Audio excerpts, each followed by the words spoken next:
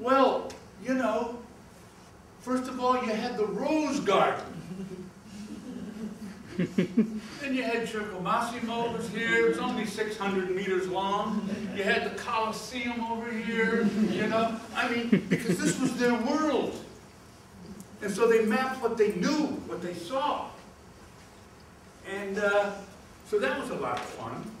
But yeah, you can use it not just in developing countries, because everybody's pretty much the same. It doesn't matter where you're working.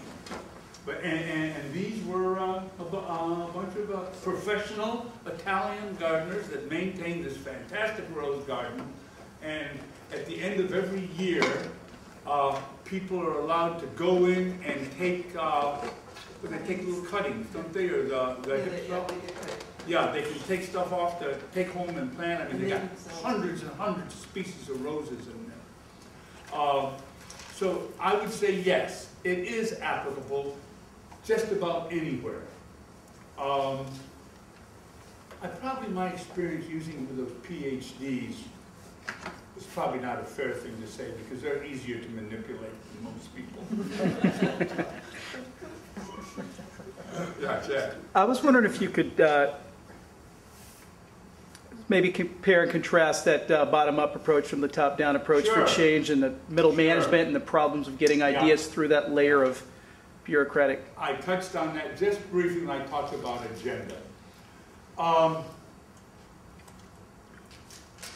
We all have an agenda whenever we do anything. And this is what colors an awful lot of our approach to other people and to groups. We go in with preset ideas. And if we're doing a venture, if it is designed on the kitchen table, and then we take it out to the potential stakeholders and we try and sell our idea to them, we got a job ahead of us. My idea, and this probably makes it a lot harder, go to the stakeholders first. Go to your cooperating agents, go to your suppliers, go to your workers, the people of potential, whoever you're going to have, and say to them, how would I design this venture? How would I design this venture? What should I do if I'm going to make this a success?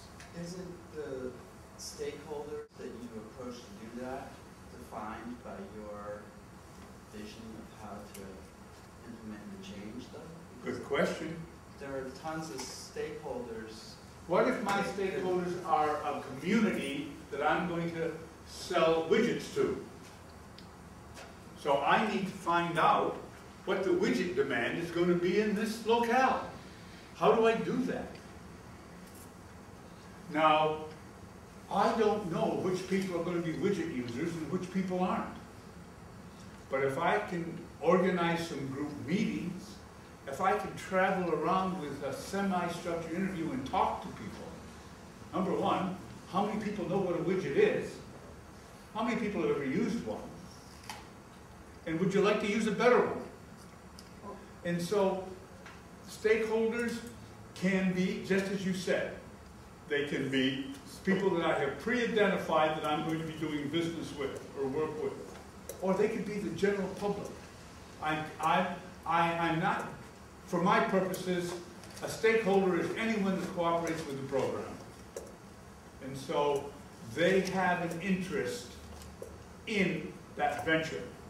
And what I said was, in my opinion, if they can identify part of that venture that they think was their idea, along with the idea of 57 other people, but they don't know that, okay?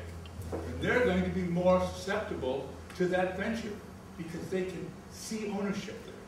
But also, I think what you're saying is right, Tim, but also your design process would be changed as you encounter other stakeholders. Right. So you can't avoid having that initial vision, but your vision can be affected by, you know. And I think that's a very good point, Tim.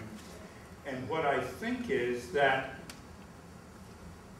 if I was the person going out and performing these things, just as you said, I'm going to be changed.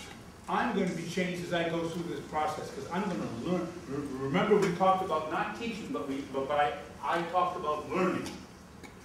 want to learn, just as well as I want those individuals to learn from the exercise we go through.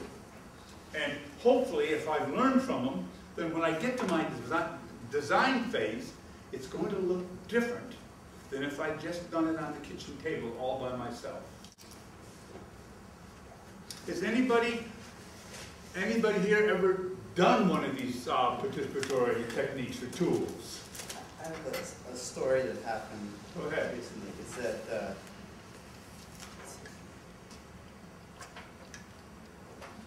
3 months ago, I mentioned at a community meeting a concern about a local park and how it's underutilized and that there's crime going on in the park. The next month's meeting,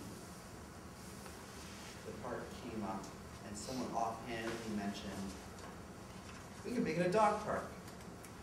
And so that sat in my head, and I started writing out lists of stakeholder groups, and going and stopping by, and in the vets, I talked to her about the idea of a dog park. She gives me ideas of other stakeholders, and I'm putting together this list of stakeholders and how to get them all together in a meeting.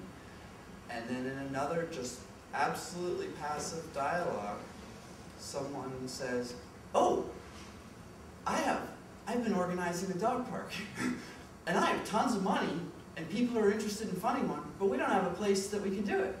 And it was, and I'm on the other extreme, and it was just so wild. But we are missing the stakeholders that live around that park still. And there is you frame the stakeholder definition as people who sort of want this initiative. And strategically, I keep thinking, how do I build a really strong case before bringing it up to folks who might have an opposition, which is not inclusive of them to develop the case. And I'm sort of at catch-22, like,